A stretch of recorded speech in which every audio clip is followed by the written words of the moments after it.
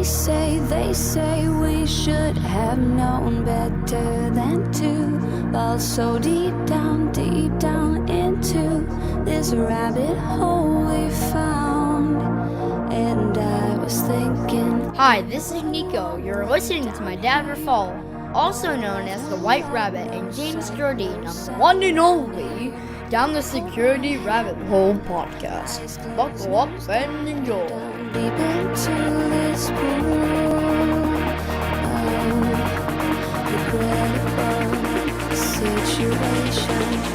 Pitch black, think back to the last time that we were happy.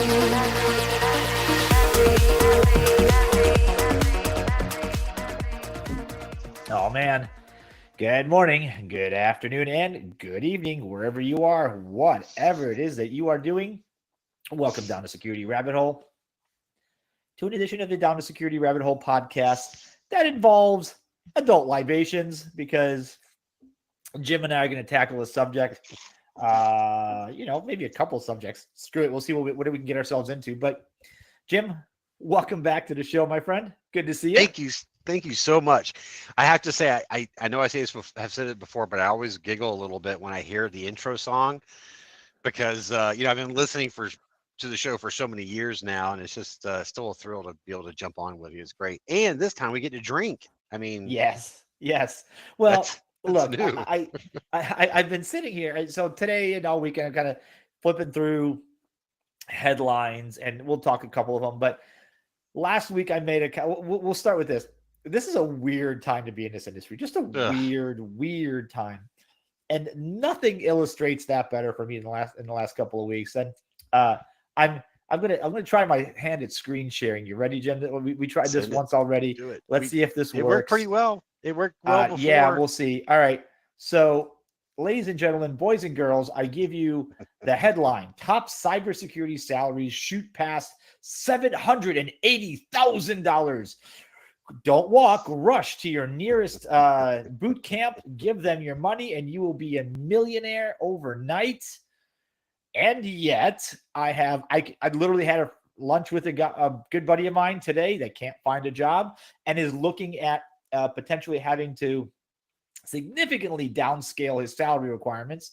I know several other people that are looking for work. And while this kind of nonsensical headline gets everybody frothy and hot and bothered, like the first line of this is the top 10% of cybersecurity professionals in U.S. draw blah, blah, blah. Like, I stopped paying attention after that, because like, if you guys want to go read this article, check out I commented on my LinkedIn because this just drew my ire.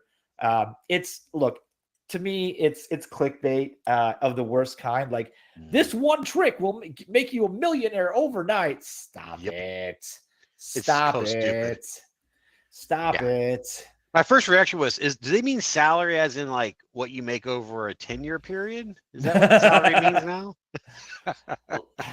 Because it's not, Jim, sign me up. Yeah, I was going to, Jim, maybe there are just a whole bunch of people making $780,000 a year on average in that top 10%, maybe. And we're just in the wrong jobs, bro. That just might be it. Hey, well, we did have a little tiny chat before the show where it was like, maybe there's the light side of security, the dark side of security. And some of those guys are making a lot. Some of those, that may be what they responded to. Right. Or somebody typed in 100K and slipped in an extra zero by accident or something. Right, exactly. That number is completely off the rails. Well, that's not look, what does it for me is that they're talking about like these massive salaries. And it says the study, which is based on responses from 563 security professionals, nice sample, by the way, from April 2023 to November 23. So you only got 563 people to respond to you during that time. Yikes. Primarily surveyed security analysts and security managers. By the way, I'm just going to put this out there. If you're an analyst making over $500,000 a year, I want to hear from you right now. Like, stop what you're doing. You can do it anonymously, whatever. Send me a comment, send me a note, smoke signal, carrier pigeon. I don't care. Be like, yeah, I make $500,000 a year as an analyst. I'm guaranteeing myself I'm going to hear from nobody. No. Ain't nobody making $500,000 as an analyst. Where? And we mean USD, by the way. We're not talking right. US dollars. Not Yeah. like It's not like not I'm trying to think. rubles. I'm trying to think, what's a really steep one. I think was it like Rubles, right? Like Russian rubles? rubles. Okay. That's That right. there The you go. conversion is like 100 billion to one at this point. Yeah. Exactly. Yeah, there's millionaires But, walking all over the place. Well, see, so this is kind of where this whole honor ramp of like what the hell's happening right now is because you read statistic like that. We all know people in our industry looking for work and struggling. So we have this massive mismatch between what companies are willing to pay for good quality employees versus what the expectations were a year and a half, 2 years ago. And look, salaries weren't shit either. Like these were pretty decent. We were making a good living. This is an industry where we can make a really good living. I'll say that. It may not be a 780 grand, but it's a good living. Like there's no denying it. We're making good cash. So, but something happened, right? The economy squeezed. We realized we had overstaffed, whatever. And suddenly we have people that are looking for work. Meanwhile, we're still doing these absurd, like boot camp for cyber, like take your, whatever. It used to be take your CISP, go, we'll hand you a $250K a year job. Now at least it's less what do you want to call that, Jim? Less, obtuse.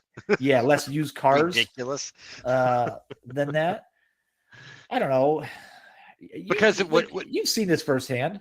Yeah, it's because the security industry, which used to be, let's call it small, and we used to call it just security. Now it's like 70 different things, but it has created these sort of bubbles of economy that have floated around a little bit, right? And these bubbles have created their own universes of companies and selling motions and product and services and things of that nature, right? So what we're seeing this echo of no, you got to buy this because don't believe the naysay. There are more jobs out there. You can make $1 gazillion. And if you buy this bottle of snake oil to get this special certificate and the one of 450 different certificates you can get. So I think it is, I mean, on the very dark side of this, I could say it's like, the gasping breaths of the last gasp of this whole animal. But I don't want to go that far. But I would say is that it got inflated quick, man. I mean, it did. It got out of hand quick.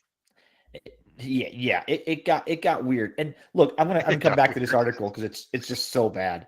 The line is the global cybersecurity talent shortage is a perennial issue in whatever universe this guy lives in. In the U.S. alone, there are only enough qualified cybersecurity professionals to meet 72% of current demand, which is hovering near a 10-year low. Yes, that's right. Demand is hovering near a 10-year low. There are more people out of work than we've ever been involved with, that we've ever known. And some Gartner guy is going to try to tell me that we're there's a higher demand than supply. Get out of town right now. Take the express train. Just get out of town, dude. This is how you destroy your credibility. So listen, I think we have to walk the fine line of the word credibility in that statement, right? Seriously.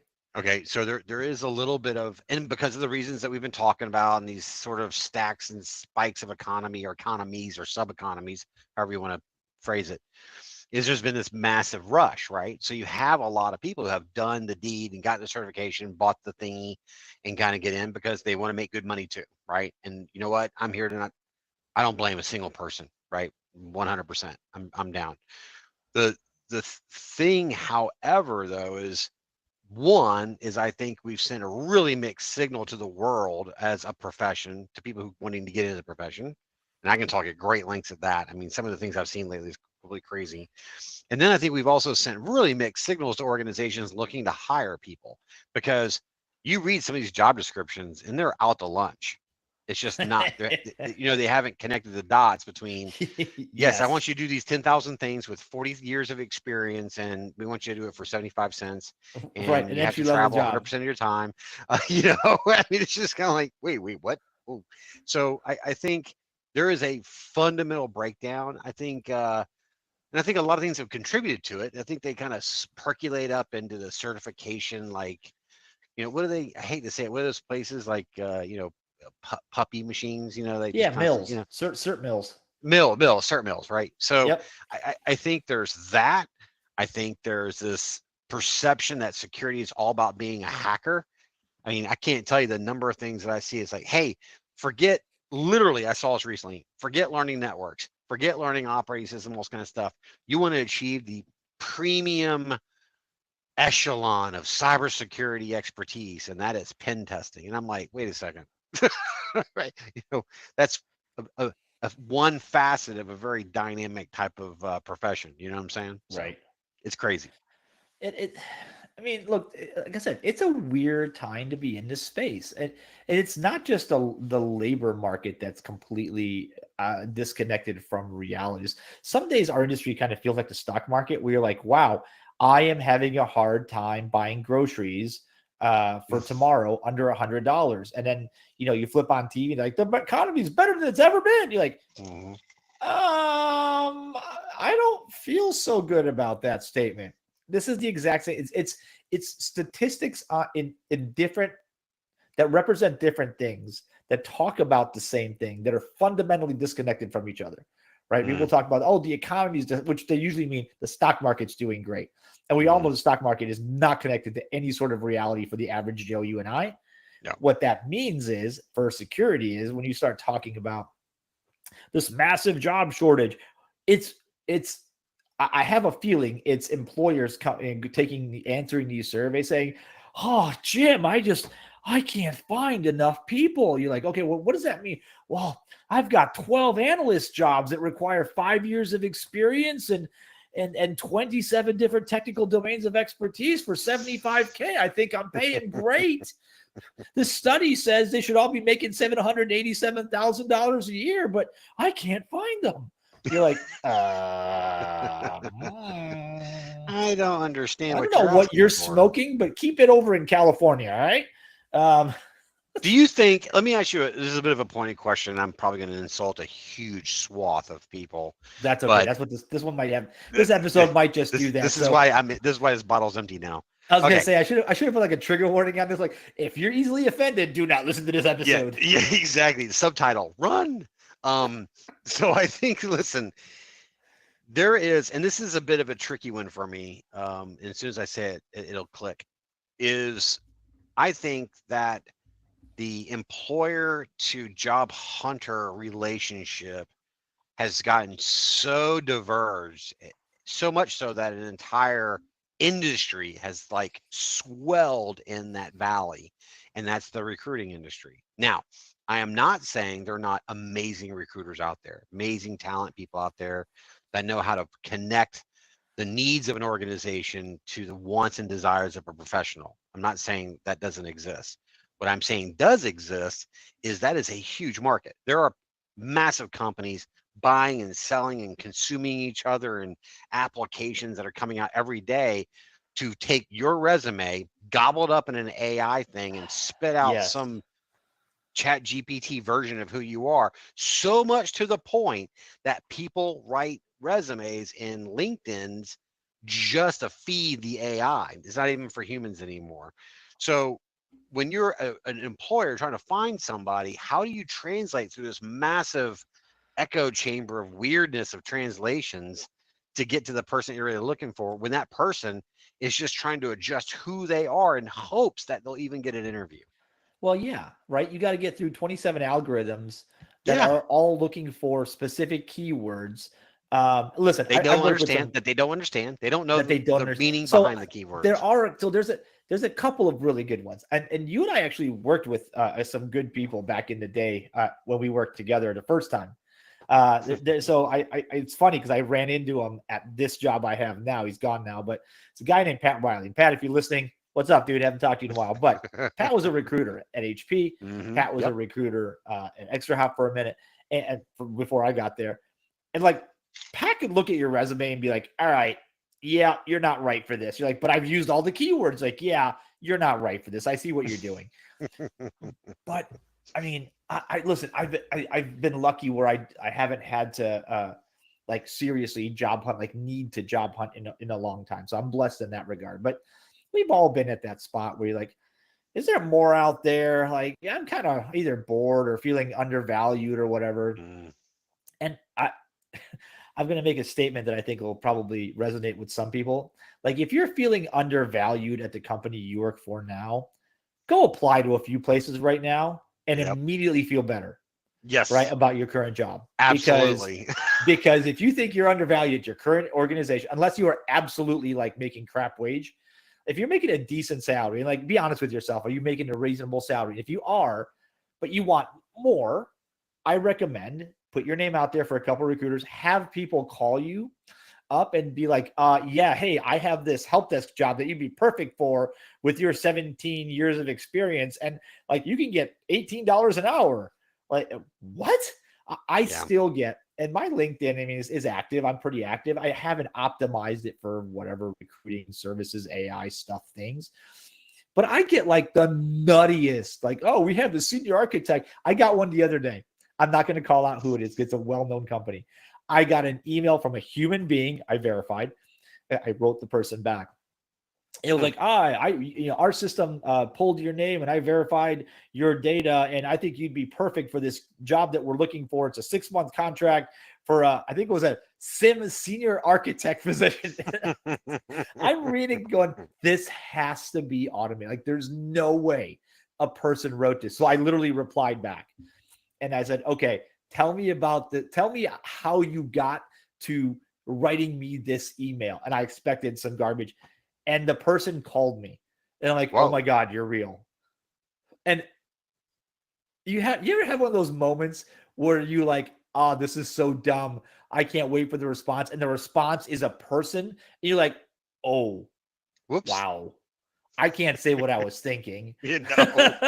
You're like, and my first words were, wow, I didn't think that this came from a person. He goes, why not? I said, because this is so surreal.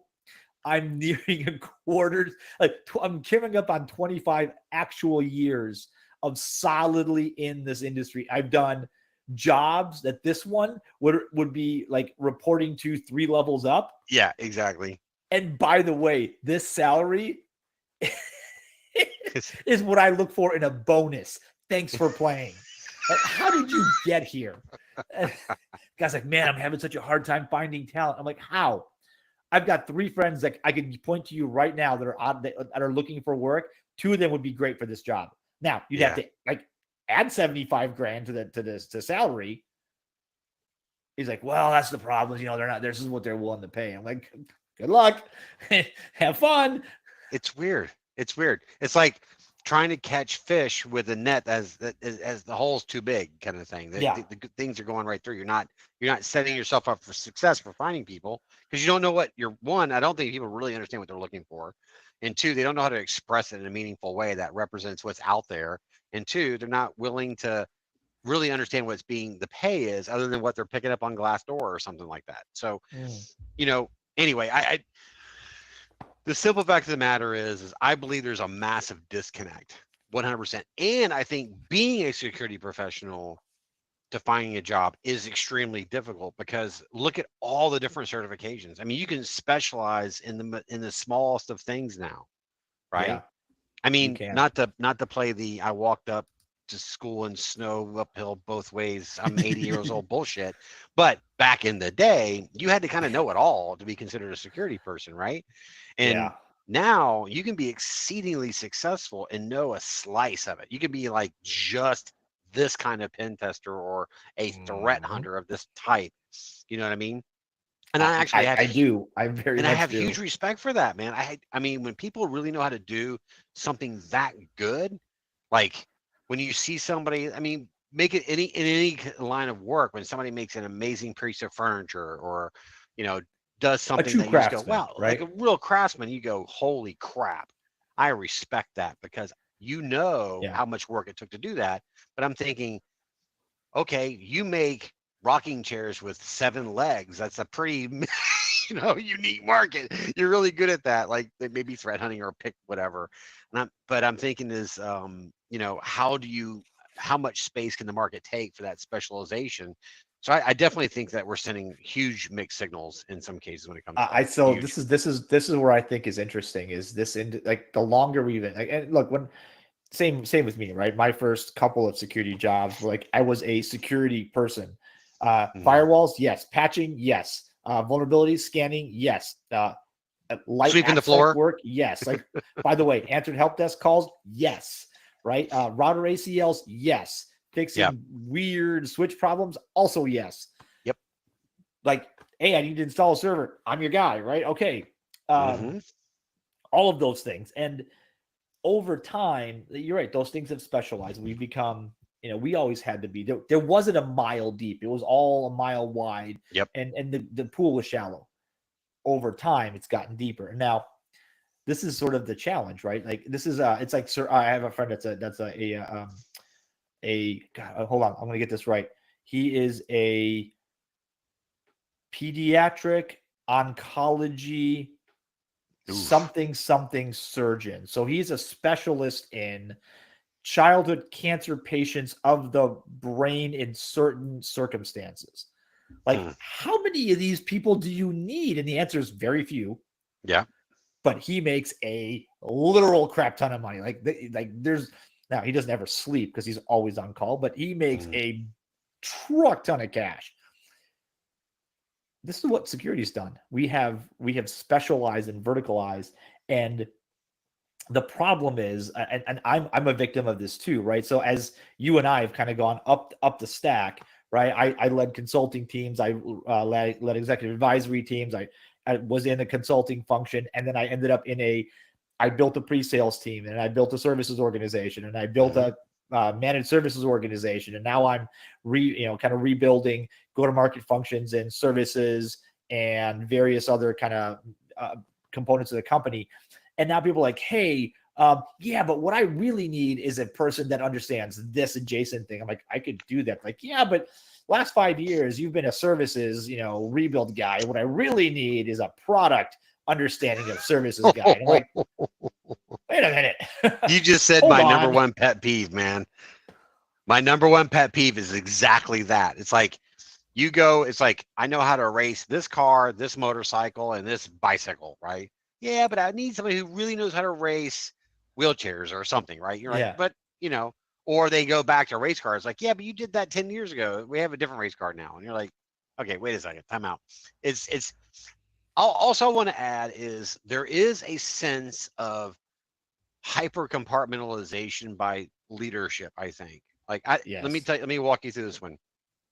Have you ever had a leader that you worked for and then stopped working for and gone back to a few years later and go, oh, how you're doing? And they're like, and maybe many years have passed, and they go, man, you were the greatest X of all time. And they just think that that's all you know how to do is X. They call you when they need X. They think of you about X. And you're like, dude, X was like a long time ago.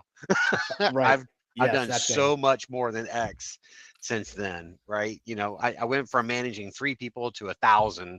Yeah. I think I can, give me a little bit of something. That was 25 years ago. That was 15 years ago, whatever. And so I think also that tells me that people get certain locked in their perspective. And that happens when they look at CVs. That happens when that first 2 seconds you're talking to somebody and they say, hey, tell me about yourself. And you go, oh, well, I got into security doing this and da-da-da-da. You start talking and they're like, oh, no, that's not really what I needed. I'm like, so you want me to take 30 years of a career and stuff it in 5-minute conversation? So I think this is what I think what we're both trying to say is, and it just kind of gelled in my head as you were talking. You and I learned the concept of things, right? And people of our generation, that's OGs, right? We learned the concept of things. We learned what a SIM was. Can we apply that to any of them on the market? Yes. Were we experts like down to the configuration of anyone? Hell no. Nope. Right? Did I know how firewalls work? Yes. Could you put me on a Cisco Pix, a Checkpoint, a Palo, an IBM Theon, or like 7 other ones? Yeah. I could figure it out. 100%. Was I expert level at any of them? No, but I knew like where to go to like ask those questions and how to like get that answer.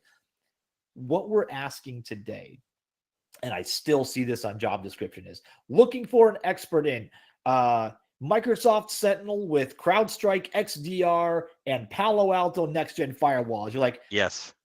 So I've done SIM, I've done endpoint, and I've done firewalls. I'm good. They're like, no. We need those keywords. Like, okay, but they're really not that different conceptually, and I can learn things, as I've shown you in my resume, because I've done like 27 different things. Like, no, but I need that thing. Like, but what happens when the company decides that thing, that sim is too expensive, and going to migrate to this other thing? Are you firing all of us and hiring new people that know that only? That's a great And point. freaking fortunately, sometimes the answer is yeah. Holy yes, crap. which is just. So I'm going to say something that sounds wicked egotistical, but it ties directly into what you're saying. Okay.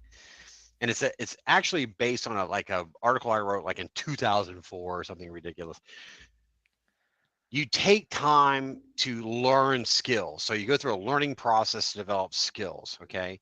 Over time and through the application of skill, you develop knowledge, right? So knowledge is an expansion of skill into a certain area. Okay. As you expand skills over time and therefore expand your knowledge, you're broadening from routing into firewalls, you're broadening into firewalls to standards and risk and compliance, who knows, whatever it is, but you're expanding your knowledge base. As you continue to expand the knowledge base, which is implied creating more skill, you then start to go into the element, what I call the wisdom layer, right? So you Yes. do enough skill across enough different areas over enough time, you build knowledge in these big giant buckets. And as you build more and more knowledge, you start to build a degree of wisdom. And I think it's very self-serving to say this crap out loud, right? This is why I only do it after I've had several drinks. And the point is that I think this is the one I think every industry is like this, not unique to security, but if you have enough bruises and beatdowns and losses and failures and you've stumbled across enough landmines and enough, oh my God, I blew up that server because I ripped out a RAID driver. You do enough silliness. You've been hacked and yeah, right, exactly. Hey, it's RAID. I can pull this hard drive out, no problem. So Yep. the point being is what you're saying is, yes, I don't know specifically how to do the latest version of Checkpoint. Okay. But I've done so many firewalls and so many things like Checkpoint that the philosophy, the intent, the objective, the insert word here is enough to where I can draw from my past and my ability to think critically, so I can go and go do good research and connect the history and experience with the newest and greatest and find those points where, okay, I kind of get what is happening right here. I understand that they've changed what they call this, and I can translate that in my head. I get it now. I know that any rule is going to be bad. So the thing is that I think there's more to this than meets the eye. I do think that we talk about, oh, I got a lot of experience, and people translate that you've worked on 17 different boxes or 170, when in fact, we don't even think of it in terms of boxes anymore. We think in terms of the conceptual, because I think, to your point, that's where we started. So anyway, I babbled. Look, there's a it feels like there's a penalty, a career penalty you pay for wanting to diversify what you're learning, right? At some point, you get locked in. I at one point I had to choose: am I going to go back to the enterprise, or I'm going to stay as a consultant on the vendor side? And I picked the vendor side. No regrets. And so I'm down this path, right? And I've got the equivalent industry experience on what I'm doing, but making the switch back is almost now impossible without taking a crazy pay cut. The one I saw recently baffled me. Is there was a posting for somebody with, we'll say, very specific New York related financial regulatory expertise. And my first thought was, those people were minted like 10 minutes ago. Okay. If you're asking for multiple years of experience with that, I know you have no idea what you're asking. So a friend and a colleague applied. Good friend looking for work. Very smart. She knows what she's talking about, but lived in healthcare most of her life. Instant rejection. We're sorry, but you don't have the requisite skills. And she's like, I've done compliance for half my 15-year career. compliance really is just like the regs are worded differently. They want different things, but literally the mechanisms are the same. It's like like trigger safety, right? Trigger discipline on an AR versus a 9mm versus a bazooka. You don't put your finger on the trigger if you're not intending to pull it, right? Like this is not different from gun to gun. Exactly. And it's like, oh, can I drive buzzed in a Ferrari versus a Yugo? No, you still shouldn't do that in any car. Like this is not like, it's not rocket surgery. And it baffles me. I read that and I'm like, I know some of the people in that company. So I asked, and the reply back I got back was, yeah, we use an outsourced HR group and they are very firm on their requirements. Like, how long has this rec been open? Like, yeah, it's been like 9 months. We've rejected literally everybody that's applied. And my first thought, like, I wanted to be a complete smart ass and reply back and say, those people that you're looking for don't actually exist. But I'm just going to check in another 6 months and be like, hey, did you find your magical person that doesn't exist yet? Like by now they may exist because maybe we are at that point where that regulation's been out long enough to match the experience level you're asking for. But holy cow. But it's not like the madness is not just in the labor force, Jim. And I'm seeing this now as a vendor on the vendor side where, because we are coming up imminently 2 months, 60 days away from the next RSA conference. And the next vendor goat rodeo, as I'm sure Hoff would say. And it's interesting because there are going to be more vendors than there were last year. Some of them have been consolidated and new ones popped up in their place overnight, of course. Right. And it's weird because the last conversation, I think a podcast episode ago, we were talking about with Grossman about, 2 episodes ago, maybe we were talking with Grossman about, hey, is it going to be a thing? Like, are we ever going to hold companies that develop software and widgets liable for the problems they create? And that podcast was. I'm gonna add that one. I wanted to make a series. I think I'm gonna do the series out of that one. I know this isn't for the show, but if you can remind your audience right now what episode that was, everybody needs to listen to it because I feel like it broke the membrane on the topic. Really, well, honestly. So that episode 588. This is how we get to software liability. And Jeremiah's right. Jeremiah was right when he did it at White Hat. He was 100%. Right when he did it. The guy's a rock star. Right, he did Sentinel 1. And the problem was, and I thought about this because it bothers me, Jim, that like nobody followed him. Like I thought the entire industry was going to go, well, hell, that worked. We should try it. Nobody followed suit because there's no upside. Nobody wins because you're the customer wins. Nobody wants the customer to win. You don't make money. You don't make money absorbing liability for your stuff. Right. If I can sell you something and it's like, hey, this car comes with no warranty, great, and I'm super successful and a godzillionaire making money all over the place, and all of a sudden you go, I want a warranty. Go pound sand. Right. Why would you do it? I know, but that whole podcast was game changing for me because I think in some ways I haven't said anything, but I think it all the time. I really struggle with the sort of the liability of insecurity or cybersecurity. It just falls all on the victim. It falls all on the 100%. 100%. Nobody is there with you. There's no recourse.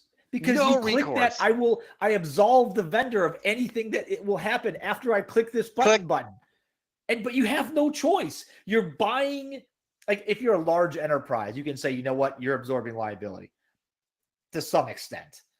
But like, guys, as you listen, right? Anybody who listens to this show, to any show, anybody that's out there, it's installed software.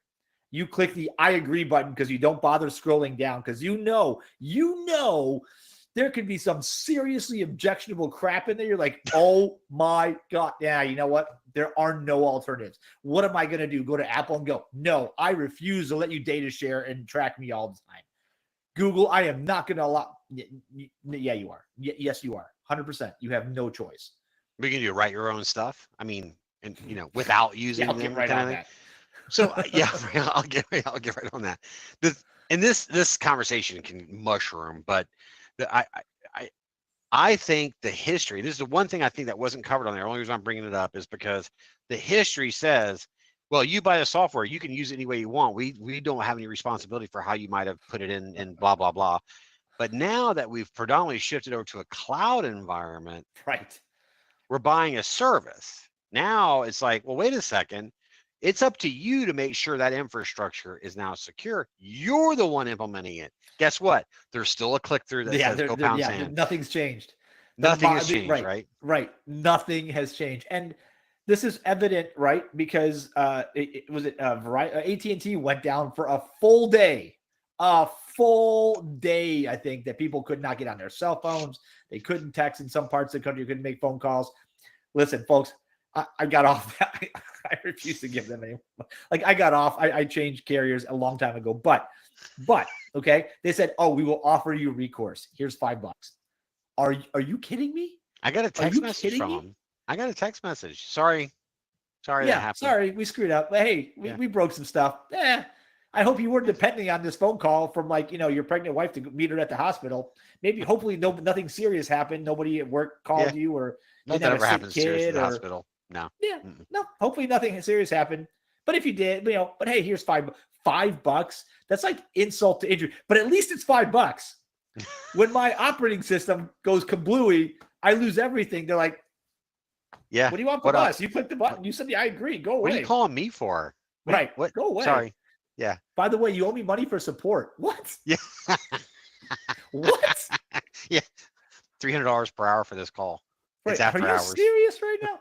Man, this is a weird time to be in cyber, because I feel like the vendors, I've said this probably for a decade, but the vendor thing has definitely mushroomed and grown out of control. But like, the industry right now, right at this moment, is I would best liken it to a late summer forest, about after a nice soaking rain, or at about 4 a.m., where you look around and suddenly, boom, boom, boom, there's a billion mushrooms around you. You don't know which ones are deadly, which ones are good, but you're starving and you have to eat.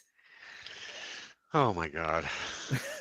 How's that for an analogy? That's pretty intense, because for a moment I was like, actually, I'm sensing the fog lifting, the morning fog. It's going to be pretty and sunrise, and all of a sudden you got poison mushrooms coming. Right, and you're like, hey, this is tasty. This is tasty. This is going great, and you're dead. And you're dead. Data breach. Sorry, sucks to be you. But, it sucks to be you.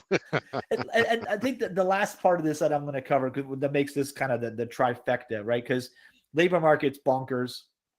It's upside down, and we're lying. I think we're flat out just lying to people. If it's not outright lying, then it's terrible propaganda, and we should curb this nonsense.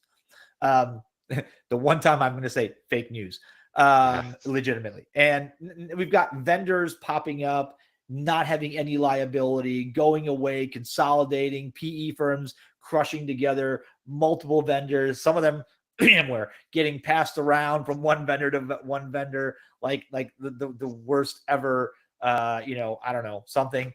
And the trifecta on this. And I think that, the thing that really, really makes this, I think, very real for me is the fact that where we are today, we are still blaming victims and making it more difficult on victims of ransomware, of exploitation, of hacking, nation state, 15-year-old in a basement, whatever.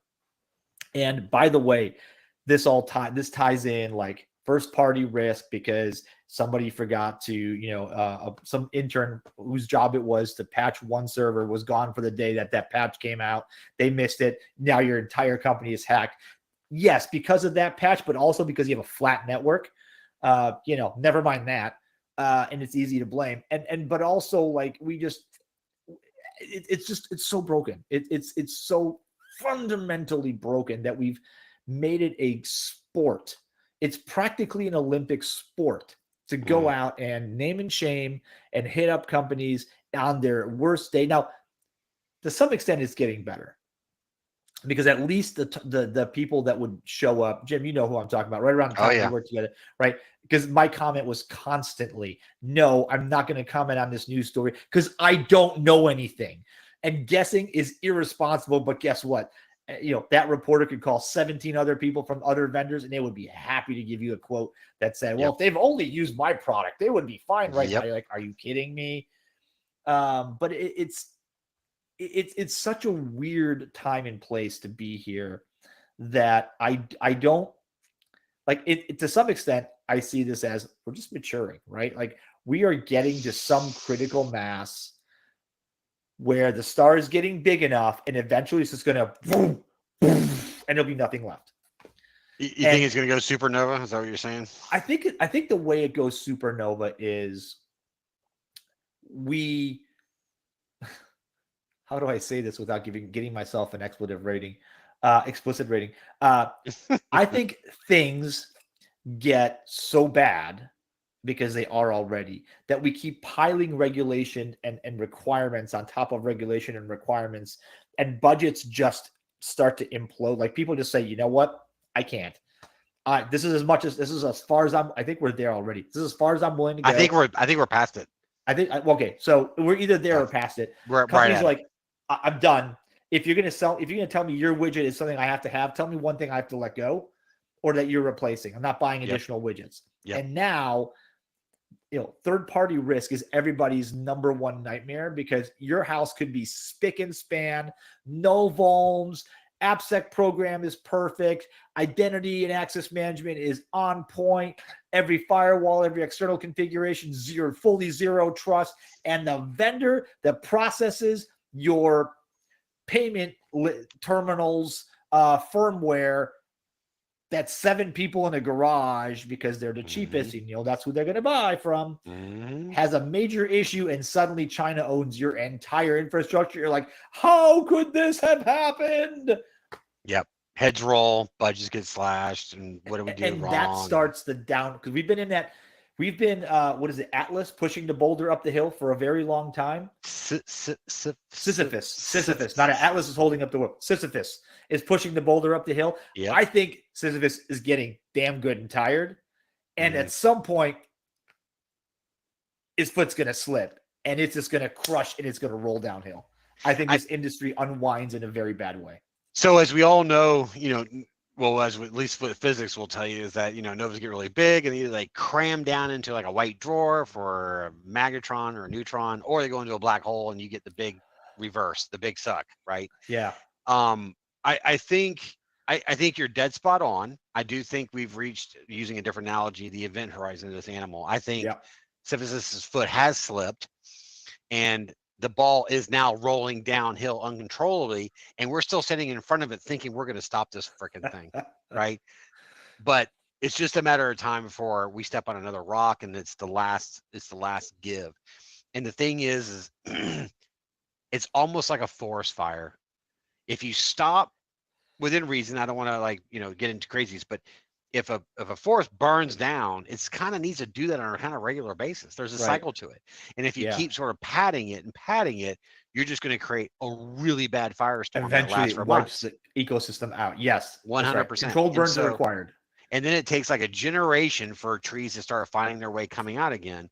And then we start from scratch. There's a rebirth, like a better term. But I feel like we have done what many industries have died from. Some have been okay after the fact, but you see something shiny and there's a lot of money there, and you dig into that ground, you mine that as hard as you can, and new tools show up, new equipment shows up. You're just throwing things to the side to get to that money, and there's just seems like a never-ending vault of gold and whatever you want to call it down there. And then next thing you know, people are eating each other, and it's really bad. And the thing is, it's gotten so bad, and I know we're getting over on time here, but it's gotten so bad that I've sitting there and saying, look, you came to me, we got together because I'm a subject matter expert in this area. I've been doing it for 30 years.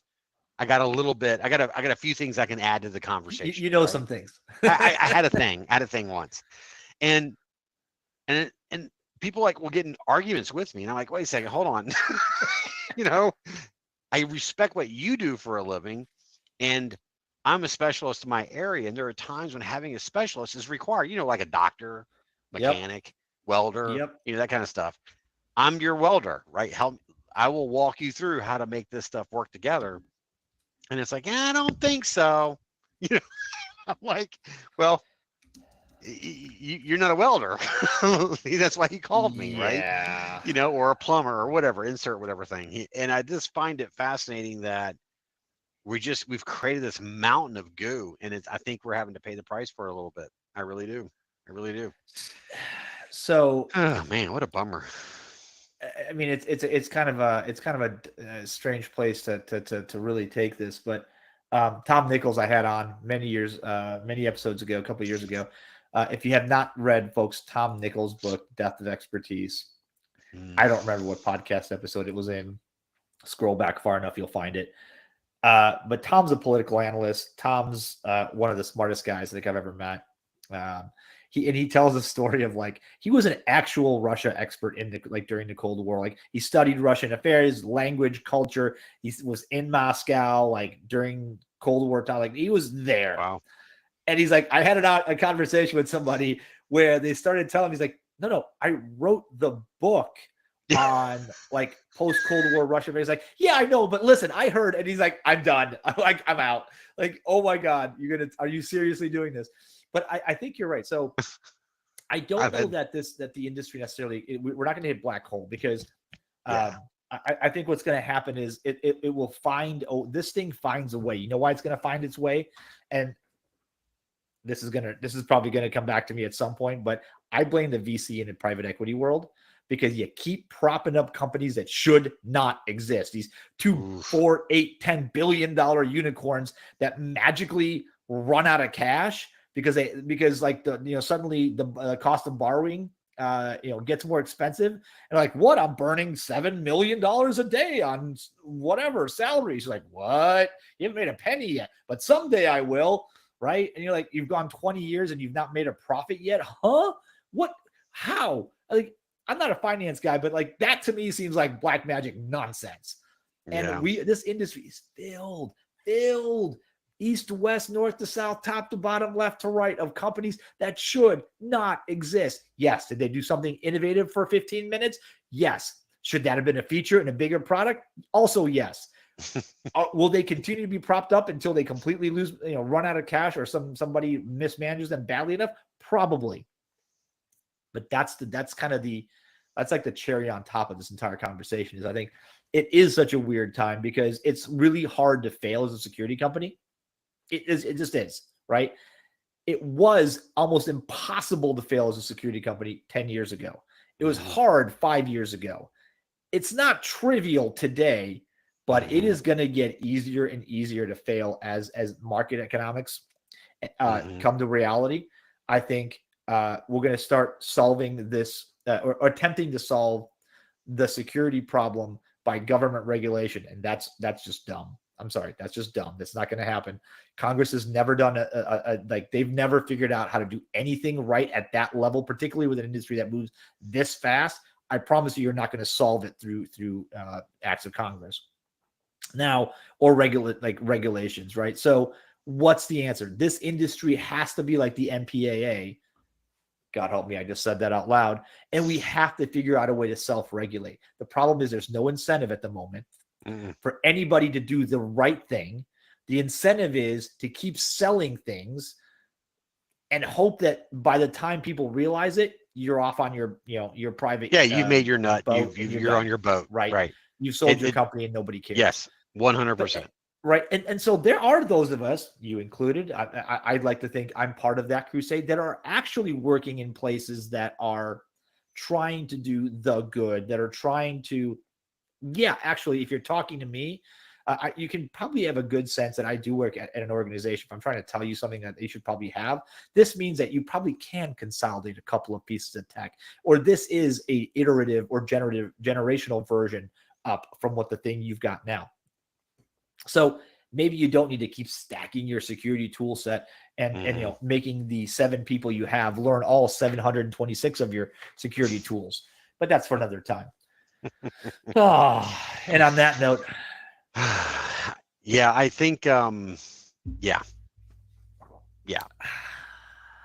Rant over. That's a tough one to follow. I will say this is I don't disagree with anything you said, and I would only add that what I think is going to happen in the very near future, and I was just talking about this, going back to this sort of liability warranty, who's really responsible thing, something's going to happen, and it's going to affect a lot of companies, and included in that spectrum is going to be something related to public safety or something that impacts the economy. Because remember when the ransomware hit Colonial and it like everybody threw a hissy fit? Okay. One, that was a drive-by, yada, yada, yada. But the point is the government reacted, the FBI reacted, and all those kind of things happen. Now, imagine something that has that sort of attention of the White House and other governments, but is massively across multiple industries. Let's say a massive cloud vulnerability manifests. So like SolarWinds, but like for the payment system, for the country's payment platforms. Or insert word of world's largest cloud provider, or this world. Okay. Insert those big letters and okay. And I'm not wishing this, but I'm saying is if it were to happen, that would trigger, it would, I think we're at a tipping point where it would trigger enough momentum where the whole world would go, well, wait a second. I don't think these guys have all our stuff and they made a mistake, right? And then it creates a shift. And I think that shift would be, okay, well, wait a second. Maybe we need to regulate that. Maybe they need to help me more accountable in situations where it was clearly their fault. But these 5,000 companies were fined billions of dollars because of all the regulation we put in. But in fact, those guys are being victimized, right? Yeah. So we finally recognize this and say, oh, and I think at that point, that collapse of that nebula slows down and doesn't turn into a vortex. And because all of a sudden it's like now people have to build better software. Now that liability, that risk is then echoed across the entire universe. Because right now it's only focused on tiny little planets orbiting. So what you're saying is we get software liability by executive order. Because we're going to have a massive collapse somewhere, either tragic loss of human life at scale. I don't want to see some that, kind of I don't want to get like that's not a place I want to be. Massive financial disruption, some sort of catastrophic failure across multiple things. Like for example, I can see. Well, let's not speculate, but there's enough ways where this could go badly in a hurry. Boy, take the AT&T thing. What if every single cell phone went down and it just so happened, I'm just making this up, that they were all using the same provider and there was a weakness in that infrastructure, that sub infrastructure that brought down a larger infrastructure. Yeah. Okay. Now the fact that we're packing so much on that mule right now. Yep. The probability of that being a reality is increasing. And when that happens, I think society in general will be like, wait, hold, stop. And then that will force governments to step in and like ask the big question. And that will create like an avalanche of activity. That brings me to the closing thought, but that brings me to that comic when Log4j came out. There was this like, I think it was XKCD or somebody did a comic like the world's, software infrastructure. And it's like held up by a piece of software that one guy maintains in his spare time for no money. It's so true. Right. So true. With the amount of open source that's in every commercial piece of software. Yeah, that is 100%. Right. Oh, that's exactly what's happening. Right. All right, Jim, we're gonna continue this. I think we make this. I don't know. Hey, if you guys are listening and you actually enjoyed this semi rant, this has been very cathartic and therapeutic for Jim and I. If you've enjoyed this, fancy leaving us a comment on either LinkedIn. Go check us out on LinkedIn on our LinkedIn page, the Down Security Rabbit Hole podcast LinkedIn page, or perhaps send me I think I'm still on Twitter. X, whatever. Send me a message there or whatever. Give me some thoughts because we've covered a lot of ground. Some of it's been sort of depressing, but I think unfortunately, as depressing as it's been, it's kind of realistic. It's kind of real. Right, I'm not a realist or I'm not a pessimist or an optimist. I'm just kind of the guy that sees things for what they are, and that sort of these days is classified as a pessimist because things aren't great. So All right, Jim, it's been awesome having you on board and Thanks, man. having a drink with you and doing this. This is like therapy. Empty. Yeah, getting there. This is like therapy, and I think I'm very seriously considering doing like a monthly show, not one of our regular scheduled, but just like a regular third Thursday of the month, something like that kind of thing, where I leave it open because we can have up to 6 people on this platform. Leave it open. Like if you want to jump on and vent for a minute, like we just some therapy, some group therapy might be fun. All right, that's it. Next one coming up at you, folks. Thanks for listening. It is March 5th as you're listening to this. At least that's when this came out. I don't know when you're listening to this. Maybe it's post-apocalypse and you're listening to this for the 27th time because everything else is gone and we only remain. This is what goes through my head, Jim. This is why I should never. I should just be told just end the show. End the show. All right. On that note, ladies and gentlemen, thanks for listening. We will catch you guys another time, another place, on a maybe slightly less ranty version of the Down to Security Rabbit Hole podcast.